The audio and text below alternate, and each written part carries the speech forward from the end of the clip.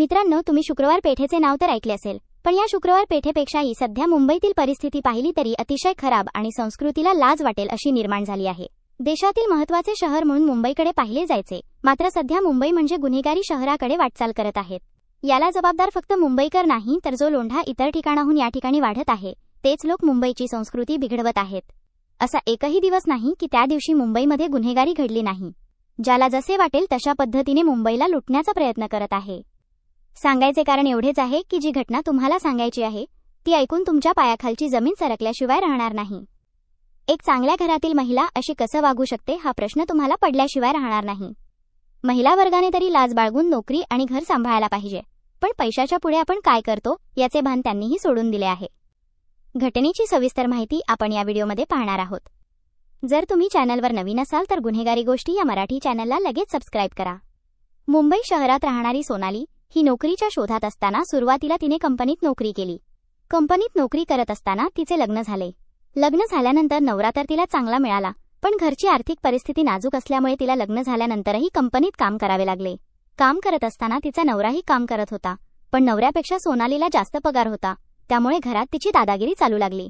कंपनीच्या ठिकाणी जो काही पैसा मिळत होता तो पैसा तिला कमी पडू लागला होता. कमी काळात तिला खूप श्रीमंत व्हायची ओढ लागली.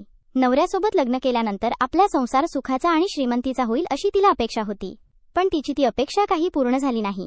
त्यामुळे तिने पैसा कमवण्यासाठी सौंदर्याचा वापर करायचे ठरविले. कंपनीत काम करत असताना तिने त्या ठिकाणी चौकशी करायला सुरुवात केली. काही वेळा तिला त्या ठिकाणी मिळत असलेल्या प्रतिसादाचा फायदाही होऊ लागला, पण ज्या ठिकाणी ती कंपनीत कामाला होती त्या ठिकाणची नोकरी ही कंत्राटी स्वरूपाची होती. त्यामुळे कंपनीने काही लोकांना कमी केले. त्यामध्ये सोनालीचा देखील नंबर लागला. त्यामुळे एका बाजूने दुसरे इन्कम सुरू असताना पहिले इन्कम बंद झाले. आता अडचणी येऊ लागल्या. नवरा कामाला जात होता, पण त्याच्या पैशाने आपण कधी श्रीमंत होणार असा काहीसा विचार सोनाली करत होती. ज्यांच्याबरोबर सोनालीचा संबंध आलेला होता त्यांच्याबरोबर आता संबंध ठेवणे कठीण झाले होते, कारण कंपनीत असताना त्या ठिकाणी भेटी व्हायच्या, पण आता कंपनीत जाणे होत नसल्यामुळे तिला भेटणारेही कमी झाले. मग पुन्हा सोनाली नोकरीच्या शोधात असताना तिला मुंबई शहरातील MMPLच्या मुंबई स्टेशन आगारामध्ये काम असल्याचे कळाले. काम हे कंडक्टरचे होते, त्यामुळे सोनालीला हे काम भारी वाटले. त्या ठिकाणी पगार देखील चांगला मिळेल अशी तिला अपेक्षा होती. त्यामुळे सोनालीने त्या ठिकाणी मुलाखत दिली.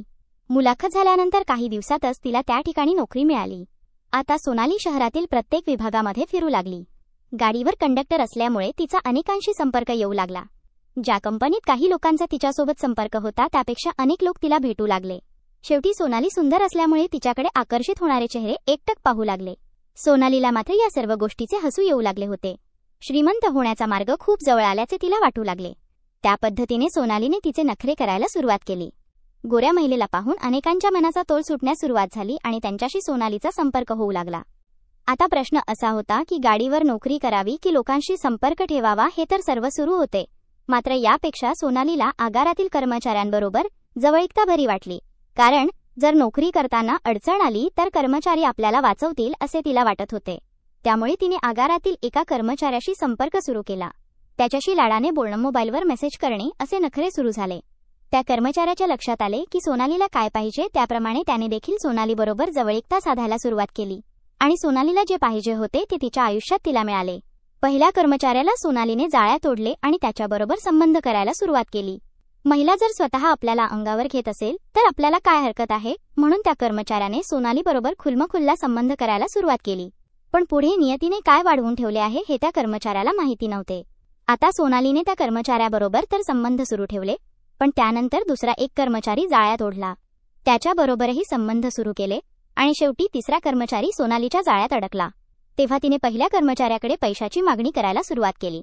जर तुम्हाला पैसे दिले नाही तर मी तुझ्याबरोबर कसे संबंध प्रस्थापित केले त्याचे व्हिडिओ आणि फोटो माझ्याकडे आहे, ते घेऊन मी पोलीस ठाण्यात जाईन.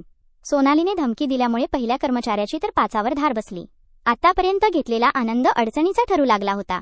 त्याला वाटत होते की सोनालीही त्याच्यावर प्रेम करते, पण या पाठीमागे तिचा दुसराच इरादा होता. सोनालीने तिन्ही कर्मचाऱ्यांबरोबर संबंध केले होते, त्यांचे फोटो काढले होते, त्यांची शूटिंग करून घेतली होती. त्यामुळे तिघेही जण तिच्या आमिषाला बळी पडले होते. तिघांकडून तिने पैसे उकळायला सुरुवात केली. जेव्हा तिघेही एकमेकांच्या अडचणी सांगू लागले तेव्हा हे प्रकरण उघड झाले. तेव्हा तिघांनी विचार केला की सोनालीने तर आपल्याला जाळ्या तोडल्या आहे, आता ती ब्लॅकमेल करत आहे. आता तिच्या मागणीप्रमाणे तिला पैसे देता येणार नाहीत. त्यापेक्षा आपण तिघेही पोलीस ठाण्यात जाऊ आणि सोनाली विरुद्ध तक्रार देऊ. तेव्हा तिघेही पोलीस ठाण्यात गेले आणि त्यांनी आतापर्यंत जे काही घडले होते त्याविषयी पोलिसांना सांगितले. त्यानुसार पोलिसांनी या प्रकरणात सोनालीला अटक केली. हनीट्रॅपच्या माध्यमातून झालेल्या फसवणुकीच्या प्रकरणात मुंबई पोलीस स्टेशनमध्ये गुन्हा दाखल झाला. सोनालीने श्रीमंतीसाठी जाळे तर चांगले विणले होते, पण ज्या ठिकाणी नोकरी करत होती त्या ठिकाणी तिने तिचा दुसराही धंदा सुरू केला होता. शेवटी तिच्या या कर्माची शिक्षा तिला मिळाली. पोलिसांनी तिला अटक केली आणि मुंबई आगाराने तिला नोकरीवरून निलंबित केले. तर मित्रांनो, जे सुखाने मिळते ते घेण्याचा प्रयत्न करा. हरामी करून केलेला पैसा कधीही कामाला येत नसतो.